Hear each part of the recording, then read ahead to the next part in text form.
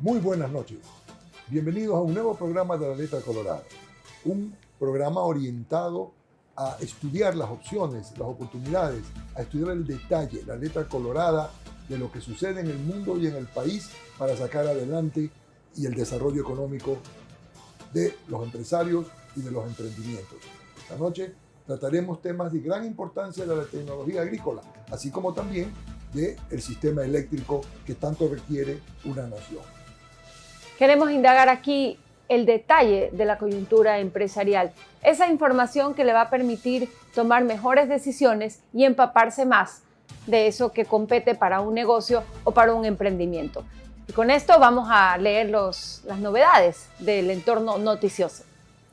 La Conferencia de Naciones Unidas sobre Cambio Climático, conocida como COP28, concluye el 12 de diciembre y ha sido un espacio donde los gobiernos del mundo se juntaron para acordar políticas para limitar el aumento de la temperatura global y adaptarse a los impactos asociados al cambio climático. En este contexto, queremos tomar en cuenta la aclaración que debió hacer el presidente de la cumbre celebrada en Dubái, el sultán Al Jaber, ministro de Industrias de Emiratos Árabes, ante su declaración del 21 de noviembre, donde dijo: no hay ciencia que sustente la afirmación de que la eliminación progresiva de los combustibles fósiles es lo que permitirá alcanzar los 1,5 grados centígrados, en referencia al objetivo que establece el Acuerdo de París.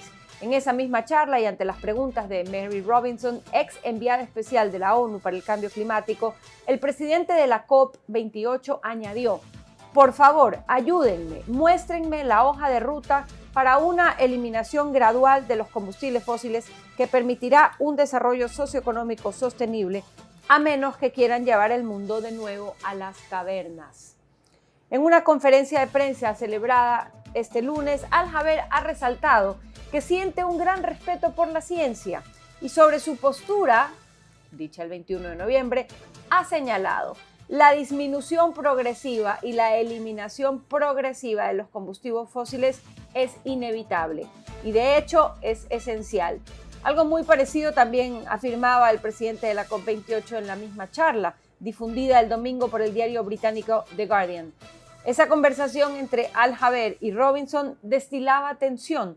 Ante lo sucedido, el presidente de la COP28 ha querido mostrar su respeto hacia Robinson y hacia la ciencia cuando ha sido interrogado sobre este asunto por una periodista. Luego ha cargado contra la malinterpretación de sus palabras y contra los ataques que está sufriendo la presidencia de esta cumbre que ostenta Emiratos Árabes Unidos. El desliz de Al Jaber demuestra la fuerza con la que fue a la COP28 el sector petrolero del mundo, lleno de grandes rentabilidades y en todo un proceso de expansión. En buena hora hubo un debate sobre el tema en el que el presidente de la COP tuvo que aceptar y reconocer la fuerza de la ciencia y el impacto que tiene el cambio climático. IBM anuncia el comienzo de la era de la utilidad cuántica y anticipa un superordenador en 2033. La compañía asegura haber alcanzado un sistema de computación que no se puede simular con procedimientos clásicos. La computación cuántica no es solo cuestión de qubits, la unidad básica de información. La clave para esta tecnología es la conjunción de sistemas que permitan construir un ordenador útil y tolerante a los fallos. La multinacional IBM ha anunciado este lunes un paso fundamental en este sentido al presentar 3 avances: un procesador de 1121 qubits denominado Cóndor, el mayor conocido; Heron, un chip de 133 qubits desarrollado para su interconexión y basado en una arquitectura conocida como Tunable Coupler; y un nuevo System 2, un sistema modular y flexible para combinaciones múltiples de estos procesadores con enlaces de comunicación cuántica y clásica. Estos avances, unidos a las nuevas fórmulas de mitigación y corrección de errores, anticipan lo que Darío Gil, vicepresidente de IBM y director de la división de investigación IBM Research, califica como la nueva era de la utilidad cuántica, que podría desembocar, según sus previsiones, en un superordenador básicamente cuántico, pero con sistemas clásicos y con corrección modular de errores para 2033. Y para muchos lo que acabo de leer suena a lengua extraterrestre, pero en castellano se traduce en que para 2033 IBM espera tener un ordenador de supervelocidad con un estándar poco comparable con la tecnología que conocemos. Y como veremos más adelante, para que esa tecnología de IBM se pueda aplicar en cualquier país, se necesita un servicio de energía eléctrica confiable, que verdaderamente permita este desarrollo tecnológico. El proyecto Olas Arpoador, una iniciativa de surf inclusivo en Brasil, que desde hace casi 3 años da clases a personas con deficiencia, autistas, ciegos y drogodependientes. Se trabaja desde la autoestima hasta la coordinación motora, el equilibrio o la concentración, y liberando grandes dosis de adrenalina, endorfina y serotonina. Las clases empezaron por iniciativa del carioca Rogério Pessoa y su socio Tito Gómez. Han ido ganando adeptos poco a poco con la constancia del boca a boca. Cada sesión es diferente, prácticamente personalizada, aunque en general la idea es conjugar la clase práctica de surf con conversaciones guiadas con objetivos terapéuticos, sobre todo en el caso de los adultos. No se trata el surf de manera aislada, sino que allí se habla constantemente con los profesionales de otras terapias más convencionales para ver cómo se puede ayudar a acelerar resultados. La idea, dice el fundador del proyecto, que ha tenido gran éxito y llega a las esferas del diario El País, es asociarse a la Surf Therapy Organization, que apoya más de 50 proyectos en todo el mundo de una práctica que ya tiene bastantes adeptos, sobre todo en Estados Unidos y en Europa. Un gran proyecto que ojalá fuera copiado en nuestro país por la Federación de Surf. Hoy que en el Ecuador estamos viviendo una grave crisis de la narcodependencia en la juventud, este tipo de proyectos sería otra herramienta para que sea una alternativa para sacar a la niñez y a la juventud de la narcodependencia. Podemos conjugar el surf con patrocinios deportivos que hablábamos en el programa anterior acerca de las ventajas tributarias y pues también tener la colaboración del Ministerio de Deporte, ¿por qué no? Con esto nos vamos a un corte.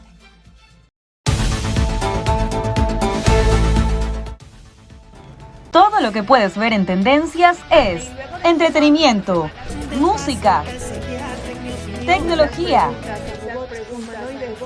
actualidad, salud, artistas, cine, lo último de la información del espectáculo, junto a Naila Pesantes y María Eduarda Intriago. Solo aquí en Tendencias. Todos los jueves a las 21 horas por Vito TVO.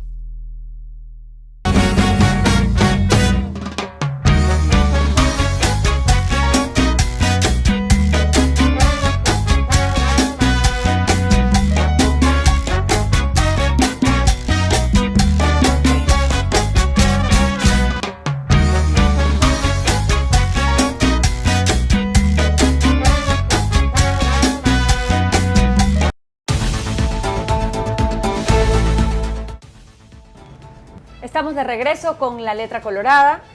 El tema de hoy es acerca de los desarrollos tecnológicos para una agricultura sostenible.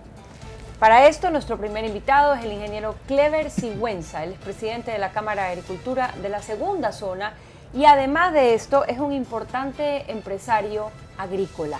Bienvenido, Clever. Gracias por estar con nosotros en La Letra Colorada. Un gusto conversar con usted. Cuéntenos, ¿por qué la Zona 2, primero que nada? Sí, bueno, buenos días a los amables televidentes. Gracias, Juan José, María Sol, por la invitación. Zona 2 es una sección de la Gran Cámara de Agricultura del país que está dividida en 5 zonas, ¿no? Y la Zona 2 agrupa las provincias de Guayas, Los Ríos, El Oro, Santa Elena y Galápagos. Luego pues hay otras zonas donde pues, se incluyen las provincias del norte, las provincias del centro, del oriente, etc., ¿no? Nuestra zona es sin duda la más importante de lejos en cuanto a producción y exportación agropecuaria. 70% aproximadamente de la producción agrícola del país, tanto de consumo nacional como de exportación, sale de la zona 2. Gracias, Clever, por acompañarnos y poder compartir con el público tu experiencia en lo que es la productividad y la tecnología agrícola, en la cual tú has sido uno de los grandes líderes en el país. Hoy día termina la COP28. En la COP28 se habla también de política agraria, de política alimentaria. Y uno de los temas tocados en la COP28 es el tema del manejo del suelo y el manejo del agua para todo lo que tiene que ver con la producción agrícola. ¿Cómo hemos avanzado en el Ecuador en ese manejo del suelo y del agua, aplicando tecnologías que garanticen el equilibrio sostenible en estos años? Sí, estamos avanzando, pero a un ritmo muy lento, ¿no? Y eso no se debe a un solo factor. Sin duda influye la decisión propia del productor, y eso es un tema de generaciones también, a medida que se van incorporando mentalidades nuevas de chicos graduados de universidades foráneas, van teniendo una visión más cosmopolita de la competitividad, de la aplicación de las tecnologías que nosotros lastimosamente no las producimos, ¿no? Luego es un tema, y creo que el más importante de todos, el que más detiene, es el del acceso al crédito de largo plazo y barato, ¿no? Porque no es igual invertir $1 millón en una economía como Japón, donde te dan 30 años plazo con tasas de interés del 2%, ¿no? Entonces es relativamente fácil, es un error no hacerlo. Acá, a duras penas, consigue 6 años plazo y con tasas de interés del 10%, entonces es terriblemente limitante. Y dentro de esas realidades, sin duda que aquellos productores que decidimos ser punta de lanza, vamos logrando ser más competitivos, porque al final del día sí es económicamente rentable, aún a pesar de eso, sí es económicamente rentable implementar tecnología. Tiene sus grandes desafíos porque aparte no tienes el suficiente apoyo técnico, porque no hay economías de escala. Entonces todos los costos de mantenimiento de los equipos sofisticados son mucho más altos, ¿no? El hecho de estar en el campo, el traslado de un técnico a verificar que una conexión se dañó o una parte electrónica se dañó, la parte electrónica cuesta $1 y el traslado vale $300. Entonces es complejo, hay que ir equilibrando esos costos, ¿no? Ahora, Clever, el mundo desarrollado determina políticas públicas en temas agrícolas. Usted mencionaba la frase ser punta de lanza. En ese contexto a donde llegan los productos de exportación, y quiero leer exactamente a qué me refiero, se determina en origen el uso de químicos, de agroquímicos, el uso del agua, las variedades de las semillas resistentes al cambio climático, todo esto basado en un desarrollo y la explotación del suelo en otro tipo de economías. Esas políticas se vuelven estándar y requisitos para nuestros productos de exportación sin que nosotros hayamos alcanzado ese nivel de desarrollo. ¿Cómo se ajusta, cómo se adapta el sector agrícola a estas crecientes demandas por parte del mercado consumidor a nuestro tipo de economía que, como usted bien lo dice, tiene otra realidad? Sí, la verdad es que es un tema muy complejo, ya que el mundo desarrollado, luego de que depredaron el planeta hace 100 años, ahora, pues como ya tienen recursos, lo están volviendo a rehacer, y efectivamente han tenido enormes avances. Ahora pues creen que todo el mundo tiene la capacidad suficiente en todos los aspectos como para implementar políticas que sin duda son deseables, ¿cómo no? Pero la realidad es mucho más fuerte y eso va a ser un camino inexorable, ¿no? Y los productores vamos a tener que ir siendo seleccionados en tanto podamos adaptarnos de la manera apropiada, ¿no? Porque el ser, tomando la frase que mencioné hace un rato, el ser punta de lanza tiene sus costos, ¿no? Porque es prueba y error, dentro de eso uno se equivoca en qué tecnología aplicar y hasta qué medida aplicarlo, ¿no? Por mencionar un ejemplo, el uso de drones, ¿no? El uso, pues, en los países desarrollados, los drones se están usando masivamente. Ya acá se nos ha tornado muy dificultoso por un tema de costos, de logística, incluso ahora de seguridad, ¿no? Hay que tener un vehículo con técnicos y ahora con esta inseguridad otro vehículo con gente armada, digamos. Eso dispara terriblemente los costos e impide la aplicación correcta de estas metodologías. Entonces se va avanzando, pero a un ritmo lento realmente que es producto de nuestra realidad más allá de los buenos deseos. Entonces los consumidores no están conscientes de eso y ellos, digamos que no es que se conversan, por decirlo así, sino que el cliente va imponiendo sus demandas al supermarket, el supermarket luego tiene también sus restricciones de los congresos, de los políticos, que se hacen eco a su vez de las demandas de los usuarios. Entonces es un tema muy complejo donde sin duda también nosotros debemos y estamos permanentemente tratando de hacerles comprender que vamos a ir, pero los pasos, la secuencia es que tiene que ser acorde a nuestra realidad. Clever, tú mencionabas un tema muy importante, el tema generacional, el tema cultural, el tema de educación de los nuevos empresarios agrícolas. Y esto tiene también que ver con la preparación de los trabajadores y la gente que vive en el campo, que además hay un proceso de envejecimiento de la población rural. Hay verdaderamente una conciencia nacional de poder llevar un concepto de ruralidad a los niveles de vida que tienen que vivir en el campo, con la conectividad, por ejemplo, al internet, con los servicios básicos, y un trabajo de influir en los currículums de las escuelas, de los colegios, en la preparación para este nuevo concepto de producción alimentaria. Yo creo que no, yo creo que en general somos como muy soñadores, es decir, como que en las redes en general la gente se menciona como bondadosa, pero en la práctica las realidades son mucho más complejas. El campo tiene sus propias limitaciones fuertes, ¿no?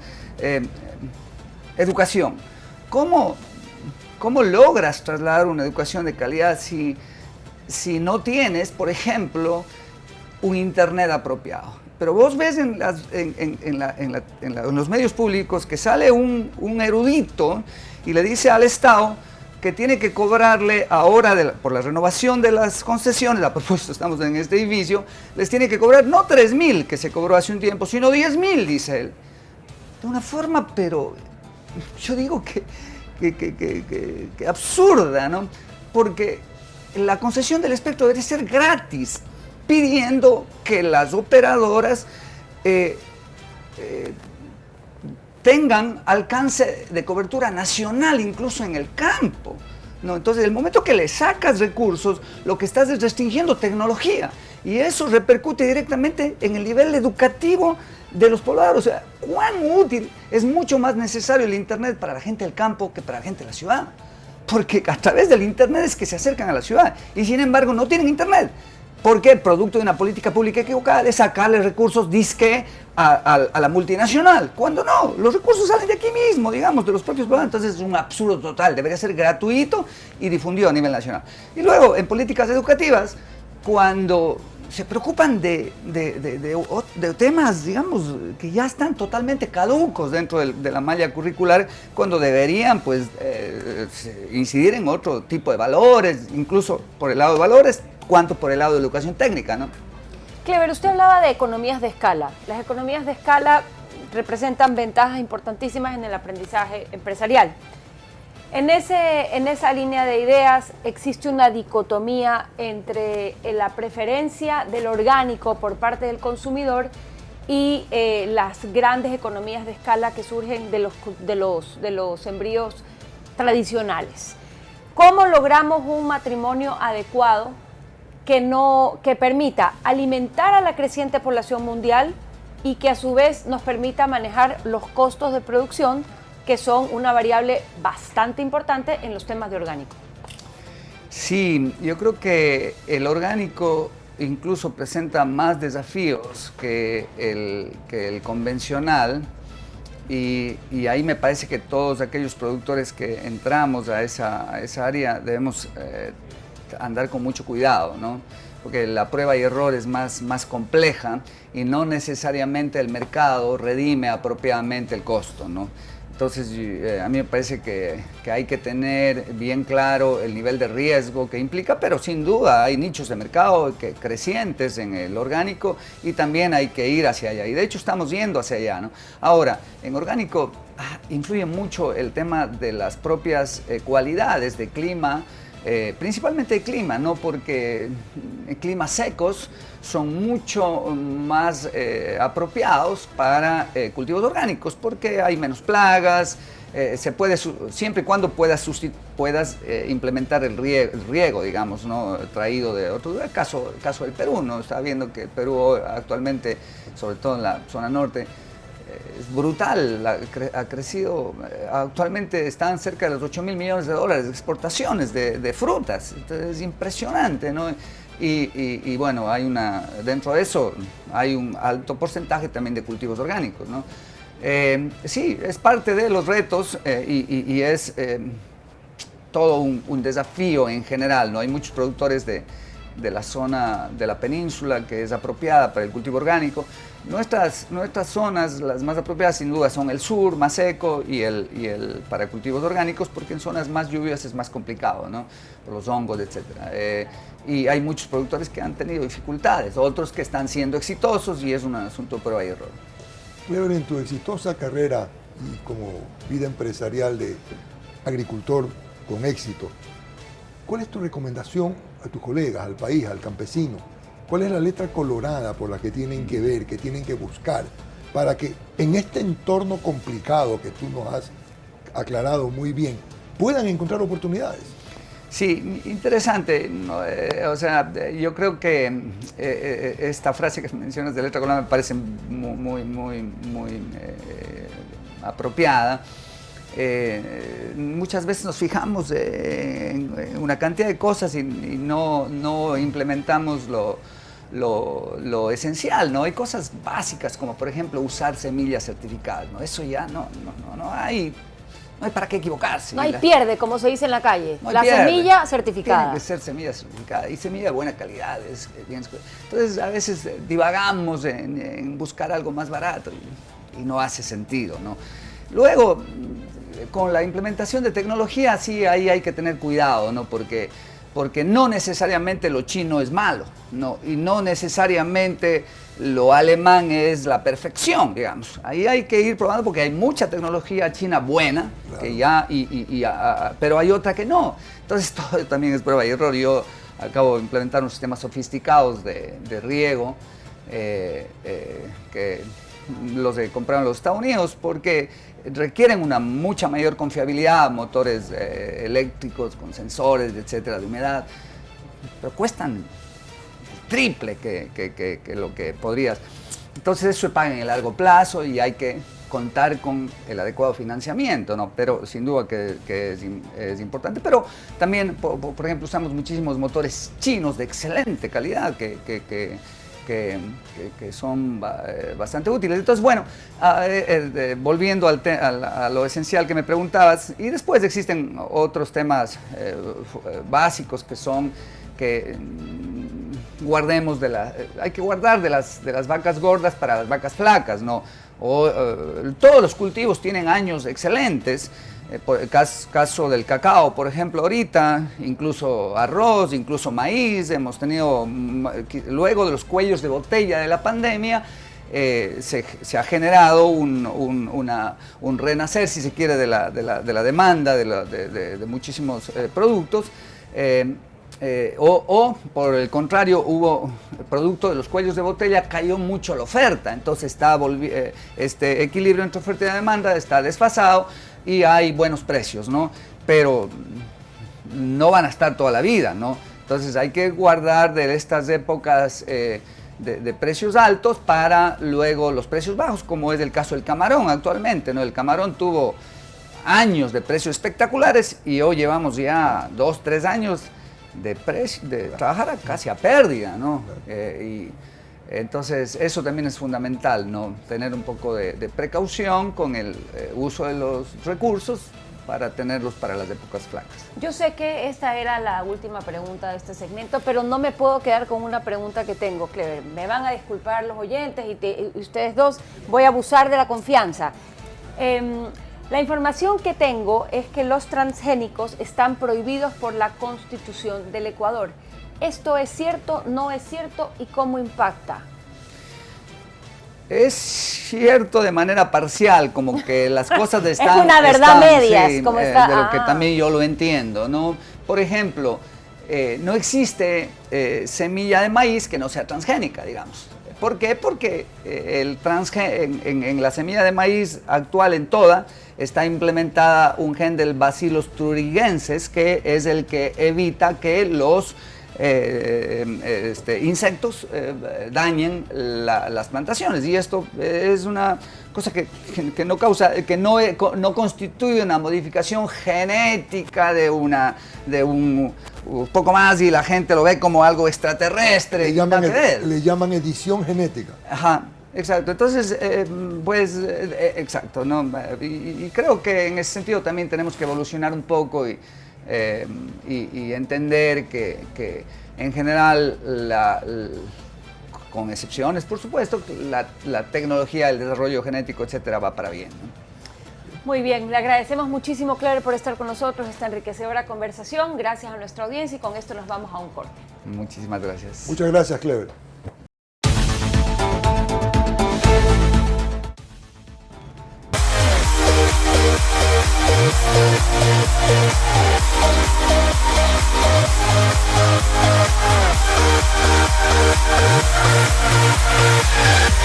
Bienvenidos al Trío, un programa sin rodeo, donde nos vas a poder conocer un poquito más y te vamos a contar de nuestras experiencias.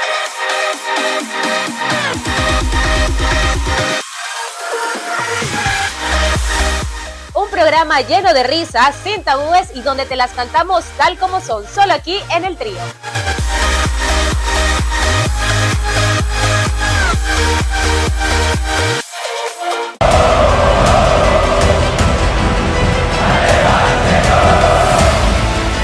Un hincha verdadero va más allá de ser un simple espectador.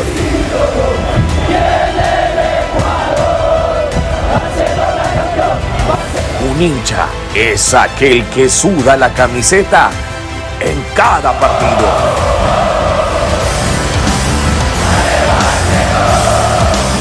El que canta más alto cada gol.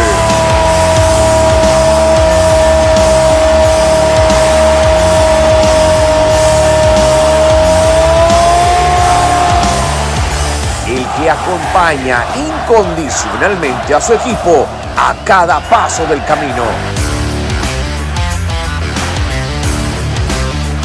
Hincha amarillo, pasión, orgullo incondicional a Barcelona. Únete a nosotros de lunes a viernes a la 1 de la tarde por Rito TV.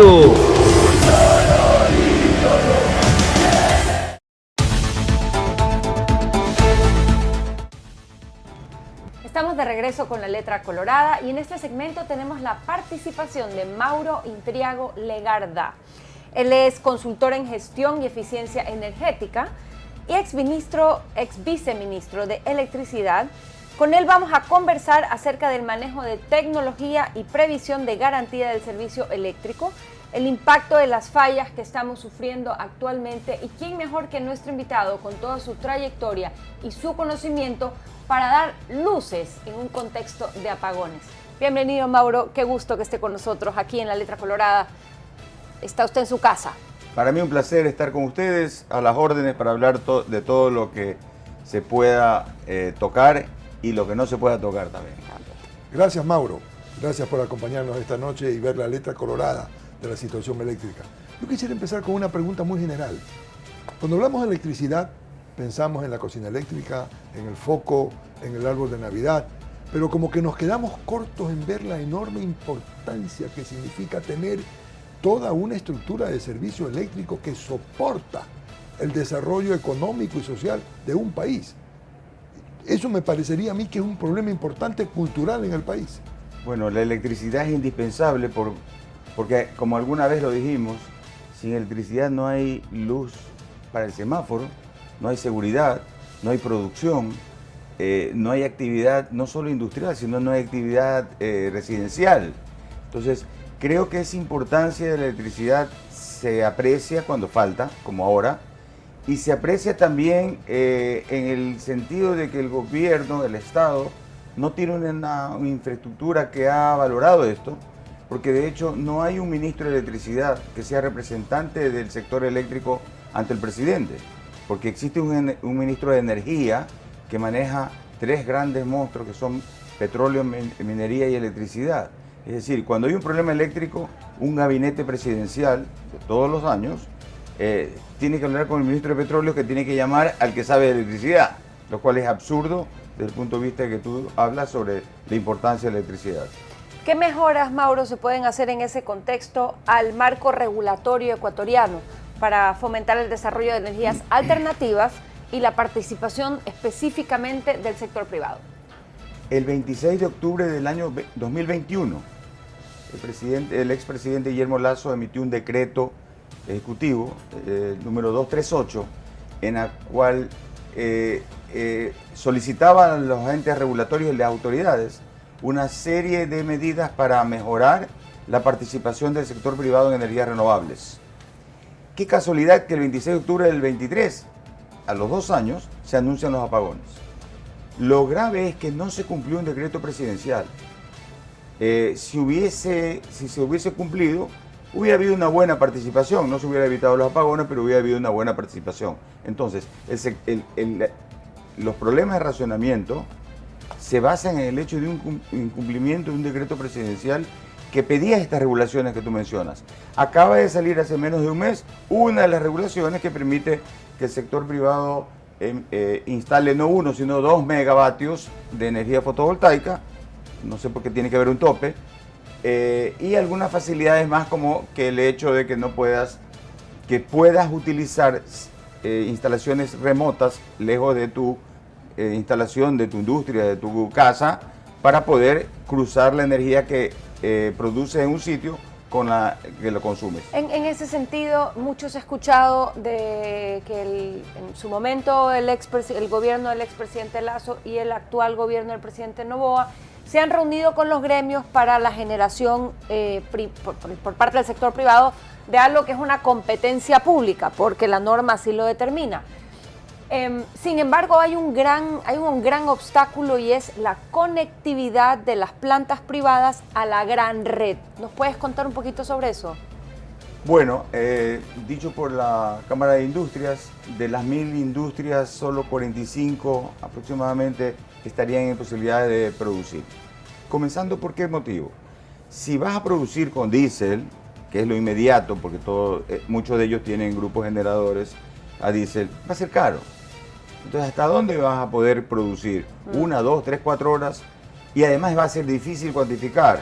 Entonces, sí puedes generar para tu autoconsumo a un precio bien alto. Entonces, yo no creo que sea una medida contundente como para poder generar. Ahora, hay dos cosas. La una es que yo genero para no demandar, y la otra es inyectar a la red, que sí se puede. Para eso hay medidores bidireccionales, que yo consumo o yo genero y entrego. Se demoran un poco, especialmente en CENEL, la instalación de los medidores bidireccionales, pero no creo que es una solución contundente, la de que los industriales generen a un costo elevado su propia energía.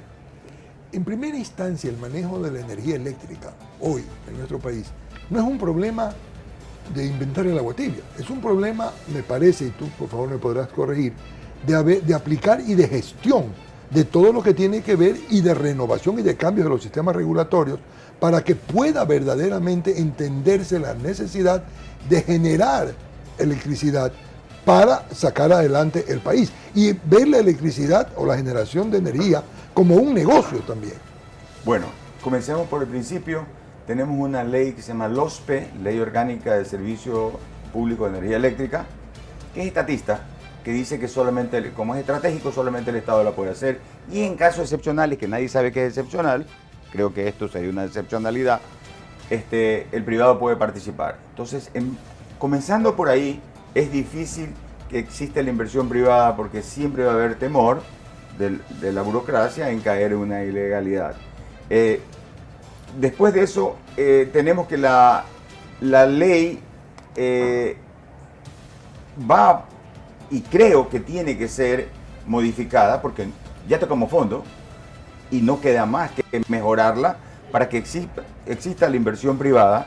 Y es tan importante que esta ley estatista no ha permitido que, por ejemplo, se analice y se considere el crecimiento de, por ejemplo, del sector camaronero. Se le debe 240.000 hectáreas de electricidad a los camaroneros. ¿Cuántas, perdón, para...? 240.000, que son 2.000 megavatios. Ya. Ahorita se consumen 4.600 todos los días, pico. Pero de eso, a los camaroneros le deben 2.000 megavatios. O sea, el 40%. El sector minero, somos un país minero, necesita una barbaridad de electricidad.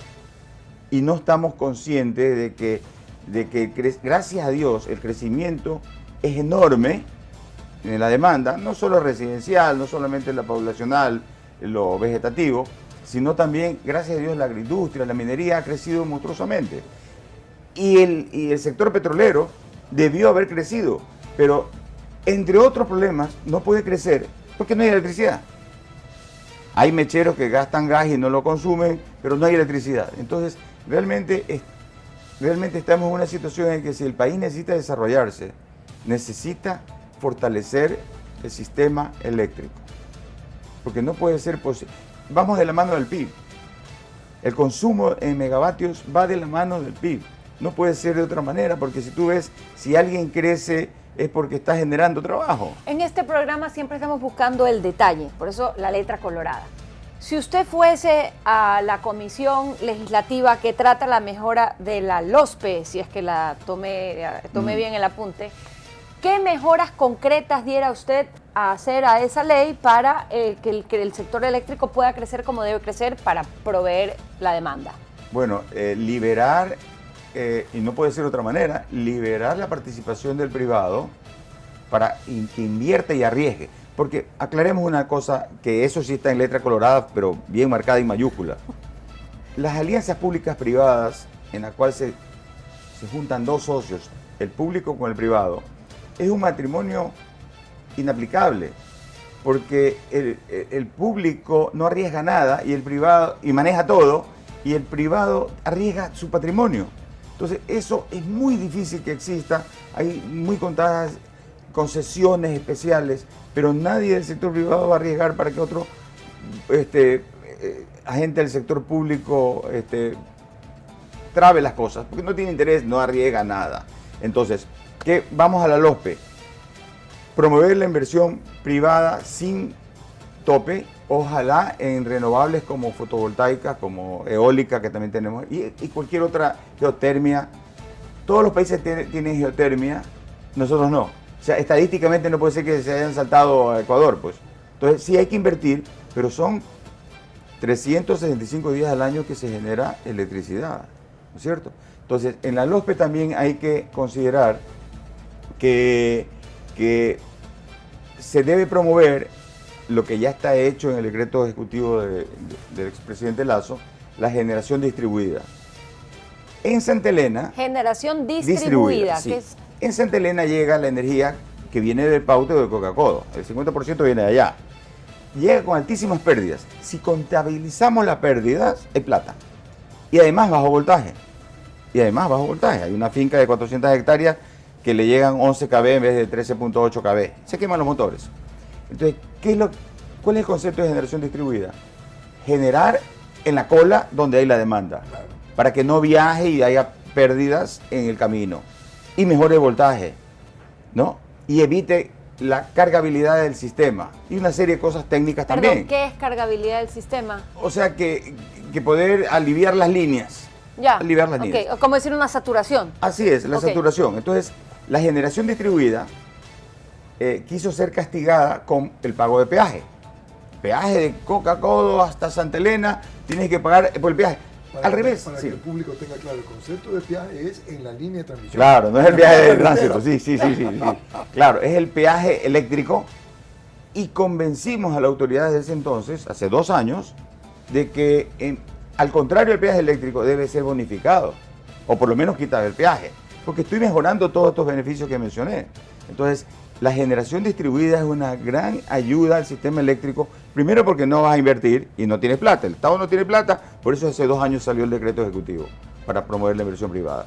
Entonces, la generación distribuida en energías renovables es una gran salida y además los proyectos fotovoltaicos son de inmediata construcción. Existe stock de paneles aquí, existe gente que también lo importa, pero es fácil de construir en una hectárea el megavatio de cada una de las industrias y poder crecer, que de a poco se va creando un alivio en el sector eléctrico. Mauro, el desarrollo tecnológico mundial gira alrededor del desarrollo electrónico, no solo eléctrico, electrónico. Todo el tema digital, el manejo del Big Data, la inteligencia artificial, los procesos, etcétera.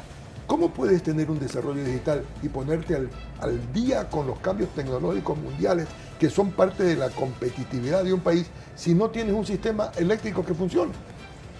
Y no solo eso, ya que tocando la parte tecnológica, en Guayaquil y alrededores hay más de casi 200.000 medidores inteligentes. Y medidores inteligentes que te lo cortan el día que no pagaste y te lo reconectan a la hora que pagues. Pero además censa el voltaje, si es que alguien quiere robar energía o si el voltaje está mal. Son medidores inteligentes que en el futuro, no, si es que se quisiera, no en el futuro, si se quisiera, se puede acoplar con los otros servicios públicos como agua y telefonía, etc. Y ya existen.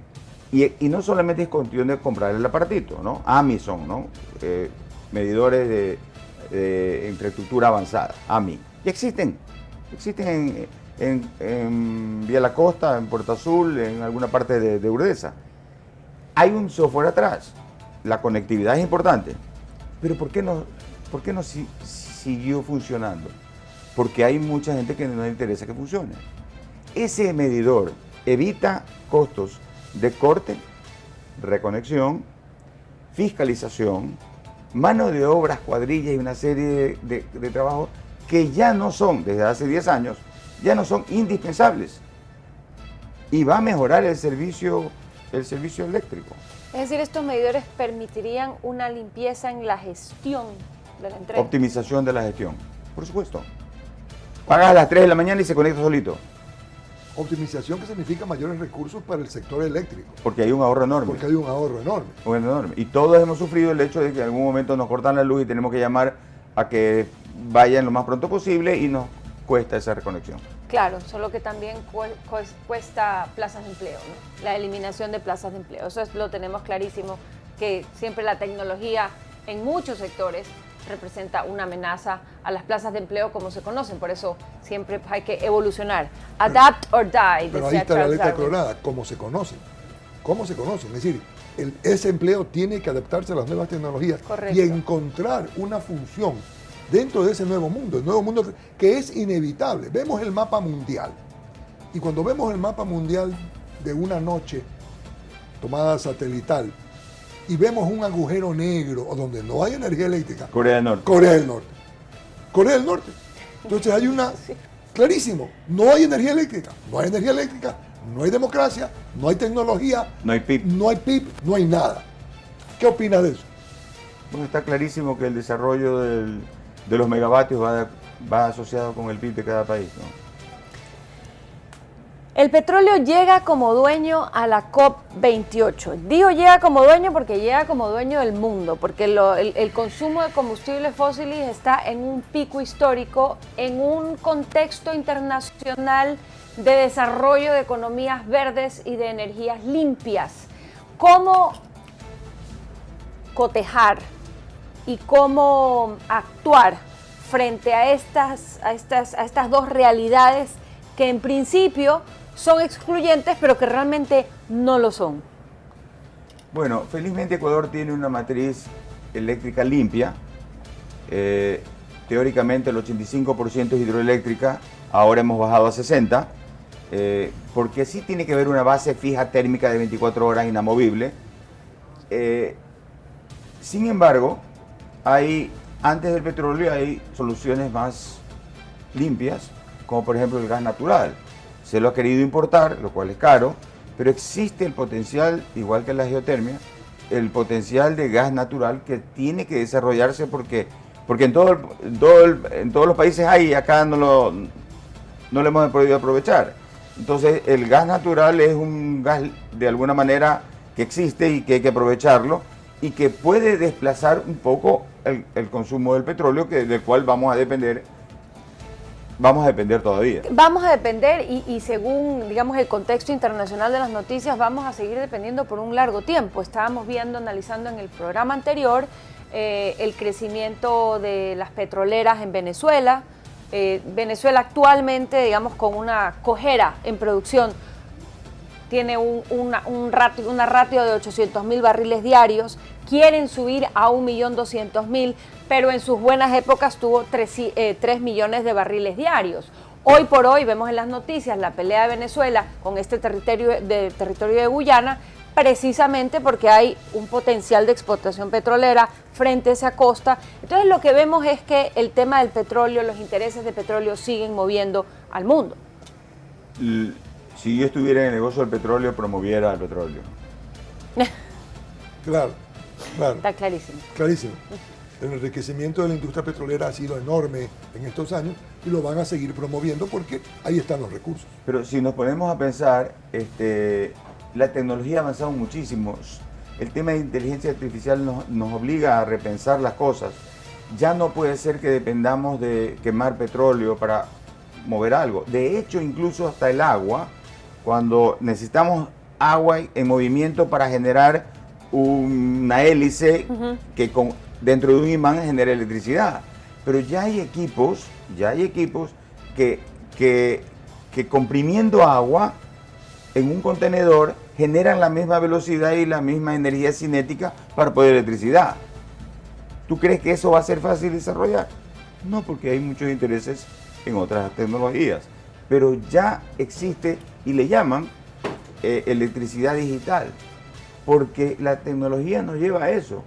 Si yo necesito mover algo dentro de un imán para generar electricidad, no necesito tener una cascada, Claro. Necesito presión. Correcto. Entonces, pero esos tienen que luchar ¿contra quién? Contra los intereses petroleros. Y contra las políticas públicas establecidas por esos sectores internacionales. Muy bien. Pero bueno, Mauro, antes de despedirnos, por favor, para nuestra audiencia, para quienes nos escuchan, 2 tips, 2 oportunidades, 2 recomendaciones en la línea de el desarrollo de electricidad limpia y de nuevas formas de generación eléctrica. Bueno, yo como consultor en eficiencia energética estoy muy enfocado en el desarrollo de energía fotovoltaica. Creo que es lo más rápido, lo más barato. De hecho, el año 2024 va a ser un año de excelentes precios para la energía fotovoltaica porque las industrias de China tienen capacidad y lo va a haber.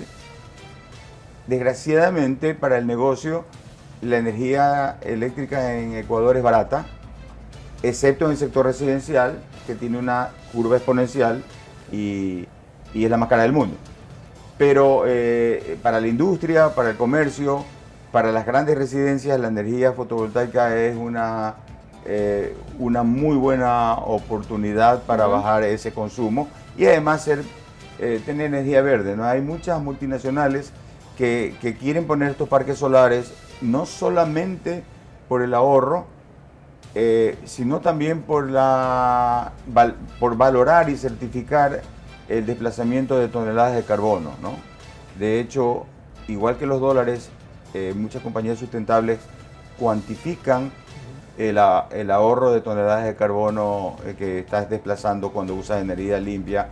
Y en el país ya pasamos a tener energía menos limpia. Entonces, creo que eso es una buena oportunidad desde el punto de vista residencial y comercial. Y la segunda es que el país está en una situación crítica. La ministra ha sido muy diplomática y muy optimista en decir que estamos en el sector eléctrico está en cuidados intensivos. Yo creo que está un poquito más grave que eso, porque cuando no tienes electricidad ya se acabó, ya dejó de funcionar, o sea, es gravísimo. Y realmente ahorita no hay que ver para atrás, sino que hay que arrimar el hombro, y si no partimos de la ley que permita que inversiones privadas vengan a generar, esto de los contratos de 800 megavatios, yo participé en ellos, están firmados y contratados, pero no hay dinero para comenzar. Entonces hay 13 proyectos limpios que están adjudicados y contratados, pero no se puede comprar un clavo porque no son proyectos bancarizables todavía, porque las distribuidoras no tienen dinero para poderlo iniciar. Entonces, con eso creo que puede ser un buen resumen, ¿no? Gracias, Mauro. Muchísimas gracias por estar con nosotros. Ya lo invitaremos en otra oportunidad para seguir conversando cuando haya luz de estos temas, cuando no hayan cortes energéticos. Correcto. Y hablemos de lo mismo. Muchísimas gracias, y con esto nos vamos a un corte comercial. Gracias, Mauro.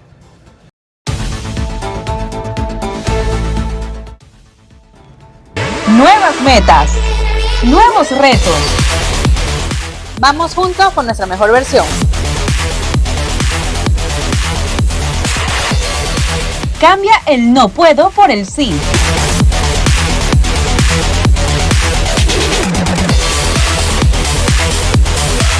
Prepárate para una transformación total.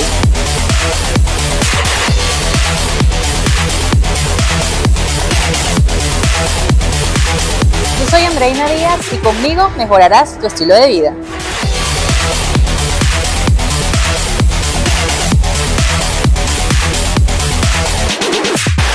Para saber todo y potenciar tus entrenamientos, sintoniza Vital Fitness y vive un cambio saludable. Vital Fitness, todos los lunes y su reprise viernes a las 11:30 por Vito TV.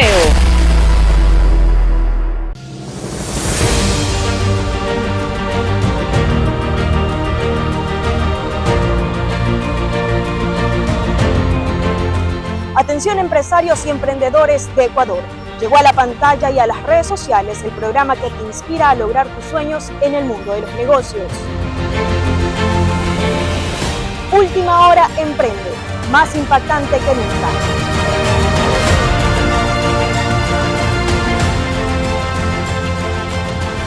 No te lo puedes perder. Última Hora Emprende, más que un programa, la vitrina del emprendedor ecuatoriano. No te lo pierdas todos los jueves por la señal de Vito TV.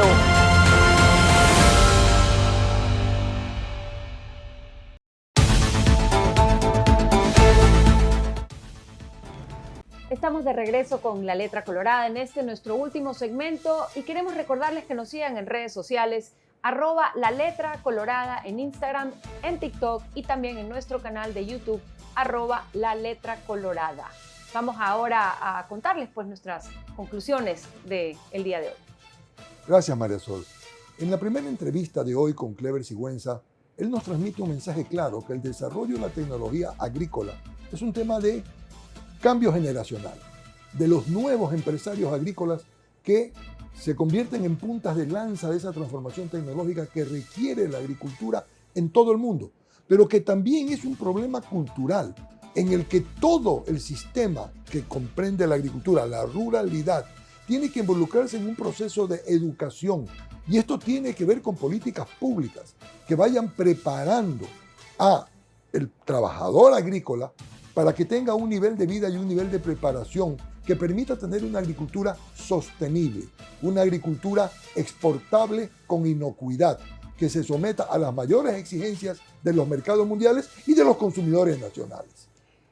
En nuestra conversación con Mauro Intriago acerca del sector eléctrico, se destaca la importancia de la participación del sector privado en la generación eléctrica y, por tanto, la reforma que debe haber en la legislación que permita que el privado encuentre una oportunidad ahí y se supla correctamente la demanda de crecimiento a nivel nacional. Por otra parte, en el tema de energías limpias, él recomienda que las mayores oportunidades de crecimiento en el corto plazo están en la energía fotovoltaica.